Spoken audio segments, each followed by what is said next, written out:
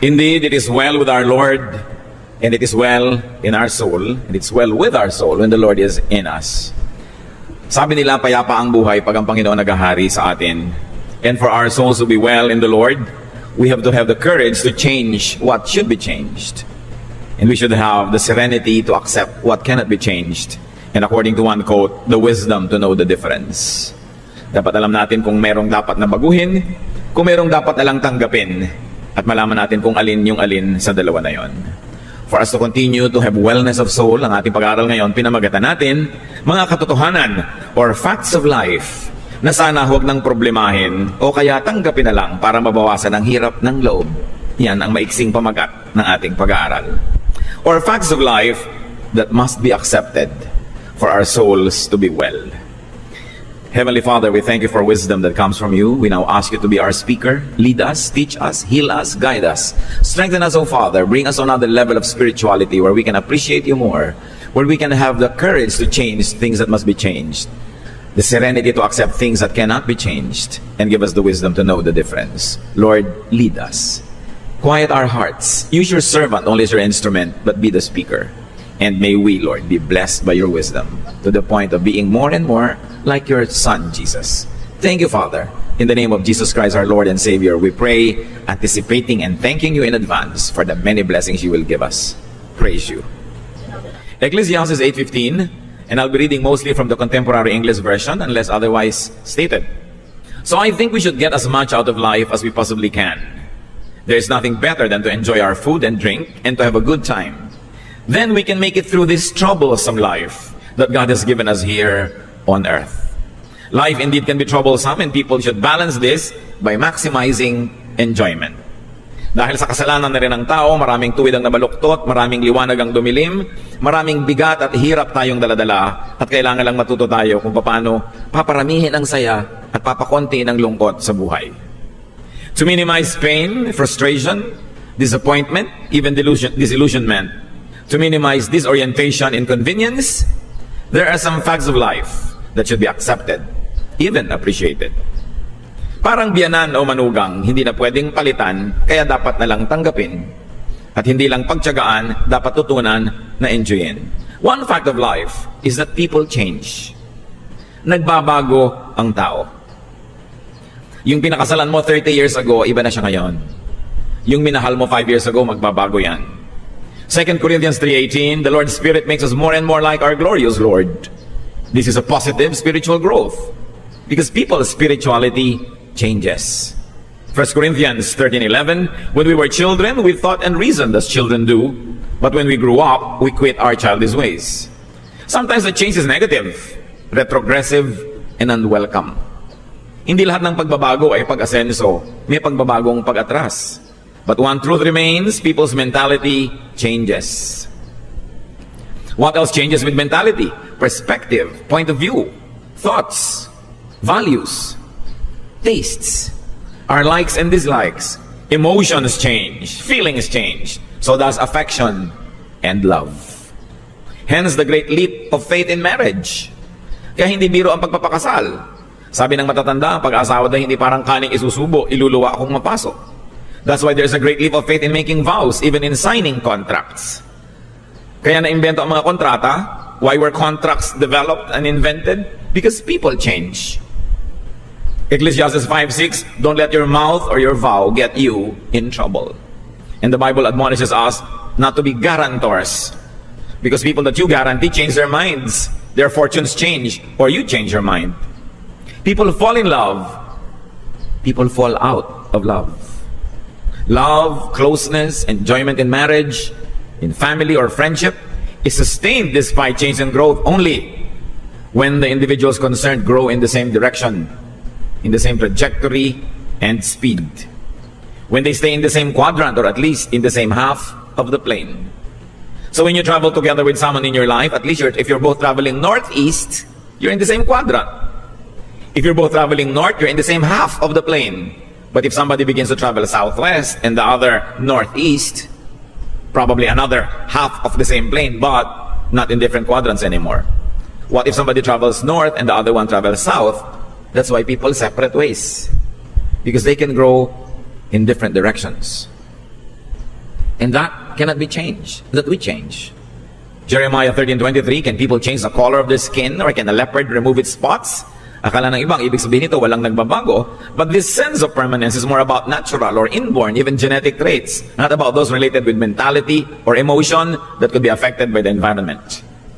With loved ones, hope and work for positive change, for change in the same direction, and for continuing oneness. But be ready for changes in others and in you. Nagbabago ang tao. Bawat nadidinig, nakikita, nararamdaman, nararanasan, nagpapabago sa atin. Kaya pag sobrang magkahiwalay ang mag-asawa, magkahiwalay ng kinakain, magkahiwalay ng buhay, magkahiwalay ng lugar, at hindi matibay ang pag-ibig nila at hindi sila parehong sumusuko sa pag-ibig ng Diyos, maaaring magkalayo ang loob. At pag nagkalayo ang loob, kasunod na lang na maglalayo na pati ang kanilang mga buhay.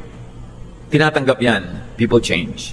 That's why if you care for somebody very deeply, you try to change in the same direction or trajectory or speed, so you don't fork ways. You don't separate ways. Pinagsisikapan yan. Another fact of life is partners can become unfaithful. I don't want to burst the bubbles of those who are newlyweds. Loving or not loving a partner can become unfaithful. Pag may pinapakasalan kayo, umaasa kayo magiging matapat yon at sumusumpa kayo magiging matapat, pero magbigay kayo kahit konting puwang sa puso nyo na maaaring madapa, magkamali ang isang tao at maging unfaithful.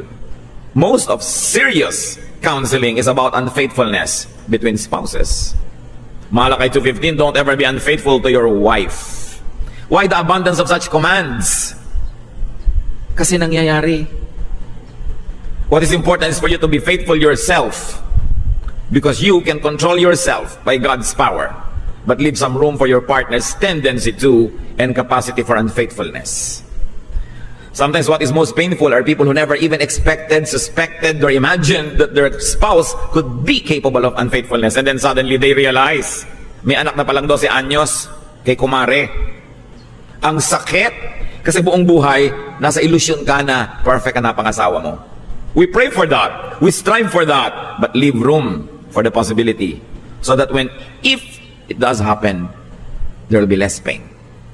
Facts of life. Not to just burst your balloon, but we should be grounded on fact.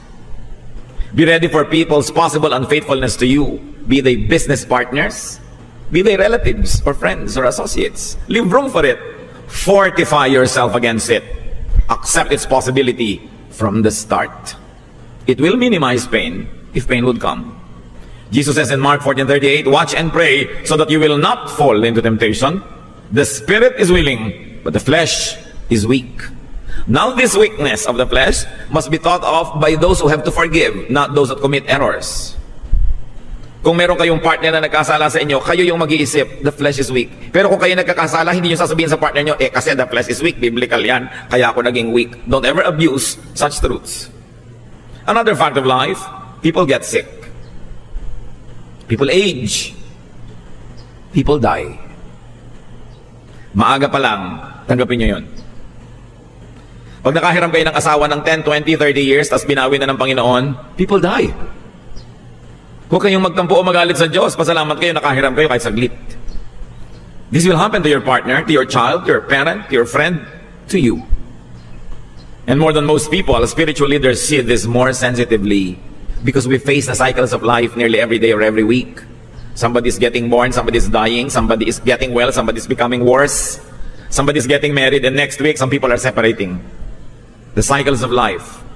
Ecclesiastes 3:1-2, everything on earth has its own time and its season.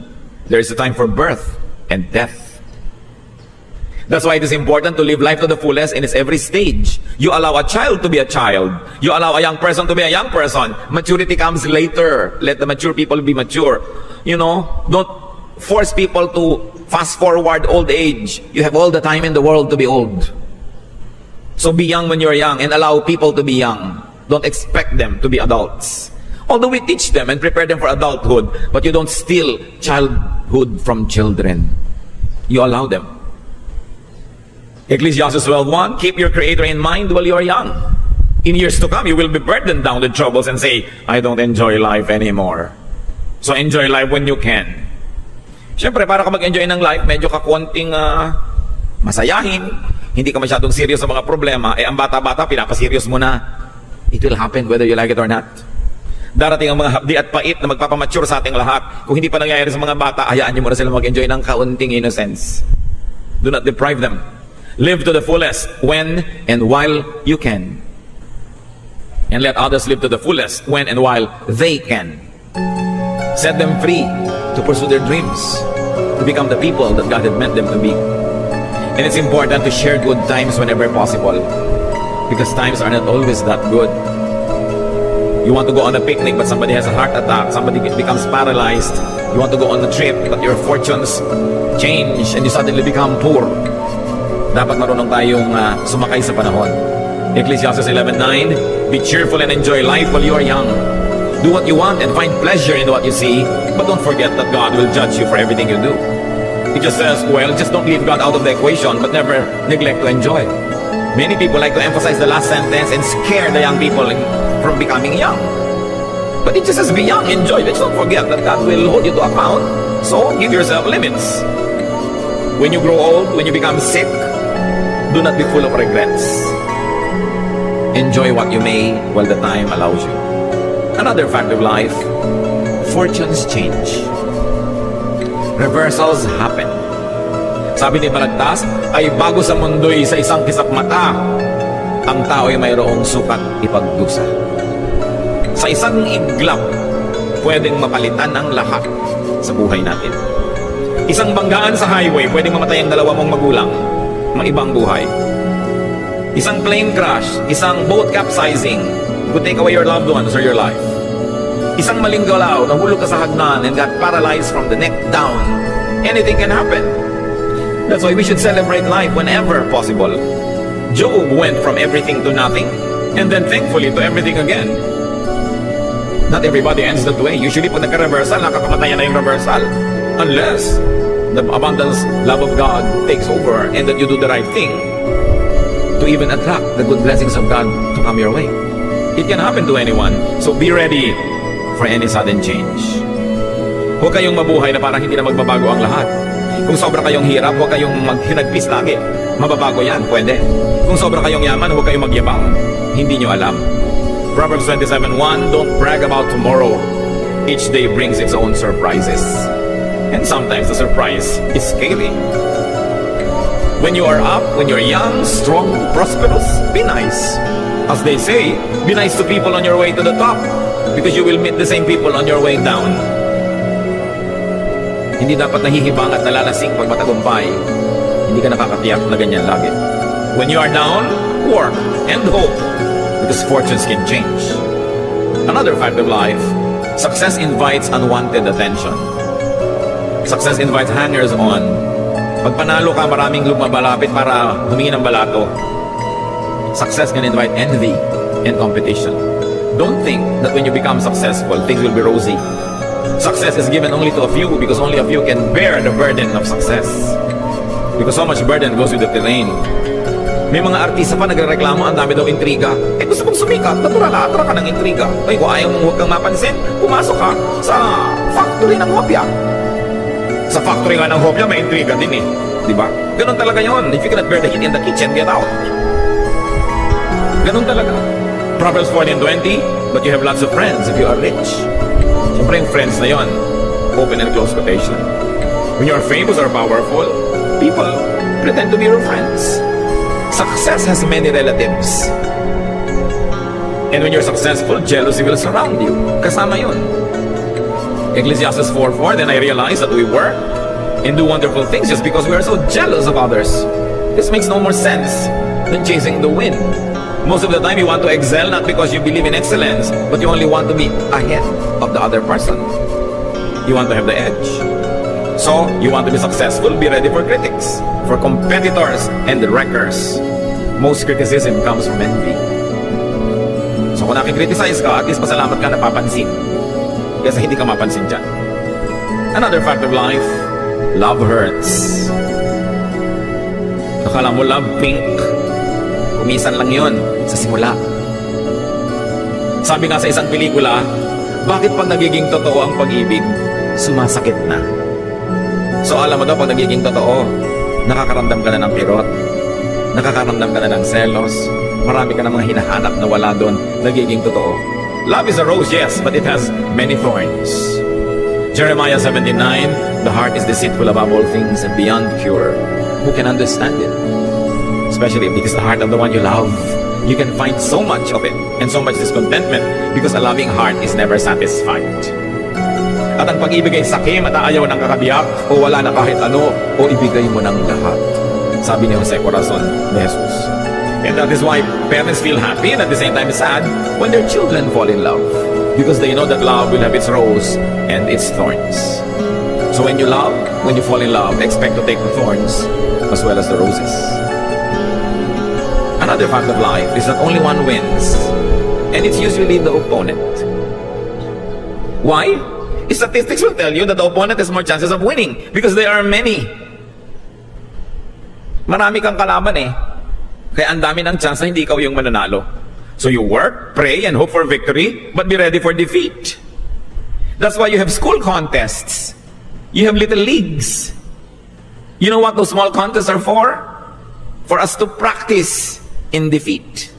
To practice for defeat. Kaya mga bata, ang mga young people, pinapasali natin sa maraming contest, hindi para sila laging manalo, para masanay silang matalo. Dahil maraming talo sa buhay. Hindi laging panalo. Ngayon, kung natalo ka, nagpo-protest ka na. Your little kid does not win in a declamation contest and you go to court. You call every teacher demon and you raise hell in the school. You are teaching your child not to accept defeat. We make children go to contests, prepare them so that they could win, but also prepare them that they might not win because chances are they won't. And when they can accept defeat graciously, learn it, improve upon it, build upon it, then you are making a good person. You are developing character. You cannot always win. It's a fact of life. Dapat sinasanay. That's also why, most of the time, we allow our children to have pets. Because the lifespan of pets is much shorter than our own lifespan. And so if nature would take its course, the pet would die ahead of our children. And our children gets their practice in bereavement. Because people die. Nagpa-practice tayo sa mga pets. Hindi nyo naman papatayin yung pet para kayo mag-ensayo, no? Pero ang mahalaga, sinasanay natin. 1 Corinthians 9:24, you know that many runners enter a race, and only one of them wins the prize. Spiritually, so run to win. In any contest, run to win. But if you don't win, ask yourself why. Improve on your craft. Congratulate the winner. Celebrate the victory, even if it's not yours. Because it's human achievement, and therefore it is for God's glory. Another fact of life, most attempts fail at first. Bihira naman na first attempt mo, panalo ka na. Konti lang ang sa golf, hole in one. Alam niyo ang goal ng golf? Paluin yung bola at pa-shootin doon sa butas. Pero nakakita na kami, isang palo lang, nag-shoot agad, yun ang hole in one. Bihira-bihira yun, kaya binibigyan nyo ng award. Bihira yun. Madalas, tumirik na yung araw, nasunog na yung balat mo, hindi pa nagsushoot. Yun ang totoong buhay. No? Increase your chances by increasing your attempts. Increase your chances by working more. But when it does not work, ganun talaga buhay. Sabi ng Pranses, c'est la vie. Sabi ng mga Aleman, so is das Leben. That's life. Ganyan talaga. Ecclesiastes 11:6, sow your seed in the morning, and at evening let your hands not be idle. For you do not know which will succeed, whether this or that, or whether both will do equally well. Kung gusto nyo marami ang pagkakataong magtagumpay, marami ang pagsisikap na gawin nyo. Gusto nyo marami kayong tubuin, marami dapat ang pamumuhunan. Gusto nyo maraming anihin, marami dapat itanim. Kasi hindi nyo alam kung alin ang tutubo, alin yung mamumunga, alin ang magkiklik. You never know. That's why don't put all of your eggs in one basket. Or if you do, watch that basket. Kasi inilagay nyo na doon lahat. Kahit sa pag-ibig, huwag nyo inilalagay lahat sa isang tao lang. Dahil paano kung biglang nagtaksil? Hahanapin nyo si Basilio? Huhulihin nyo ang sawa sa lumang simboryo? Anong gagawin nyo? Tatalong kayo sa Pasig, mahuhuli kayo dahil madadagdagan ng pollution. Kailangan handa ang loob. Ecclesiastes 10:10, if the axe is dull and its edge unsharpened, more strength is needed, but skill will bring success. So gusto mo ng mas maraming chances to succeed? Work harder. Work smarter. Do more. Pero for now, may mga katotohanang mainam tanggapin na lang para matahimik. Lalo't tapos na. Mga mag-asawa, kung nagkamali ang asawa ninyo, tapos na, ibaon nyo na, tapos na eh. Hindi na nababago ang nakaraan. Ang nababago na lang attitude. Para tayo sumaya, gumawa kayo ng paraan. Hope for the best, but be ready for the worst. At huwag makipagtunggali sa facts of life. Do not contend with facts of life. Accept them. You'll be happier. With God's grace and power, you will be able not only to survive, but also to be victorious. And adjust. Adjust to any situation you're in. God has given man great resilience. Hindi natin kayang sukatin ang lalim ng pwede nating sisirin, taas ng pwede nating liparin, lawak ng pwede nating puntahan. Huwag niyong lilimitahan ng Diyos. Ano man ang kalagayan nyo ngayon, baguhin nyo kung hindi nyo gusto. Kung hindi nyo mabago, tanggapin nyo. And build upon it. Get on with life. Live life to the full. Sabi ng Panginoon sa John 10:10, I came that they may have life and have it to the full. And Philippians 4:13 says, I can do anything through Christ who gives me strength. So you can change what needs to be changed, and you can accept what cannot be changed. Accept these facts of life and live more happily. And when you're happier, you make more people happy, and you glorify God more. Dear God, thank you that we have you. Thank you that because of you, we can have peace. Because of your enablement, we can change the things that we should change. Through your wisdom, we can recognize what needs to be changed and what needs to be accepted. And by your power, O God, we can accept what we cannot change. Teach us to adjust. Teach us to complain less and less. And to celebrate life, to look for things that need to be celebrated and not focus on the things that are not there. Lord, as we continue to enjoy the life that you lend to us, allow us to glorify you with fruitfulness, with good deeds, and with happiness, not complaints. Teach us to strive to be happy. Father, we thank you in the name of your Son, Jesus. Let's continue in the spirit of prayer. Bow your heads before the Lord in silence and ask God for more personal guidance, enablement, correction, and healing to accept the facts of life. Lord, in silence, speak to each one of us according to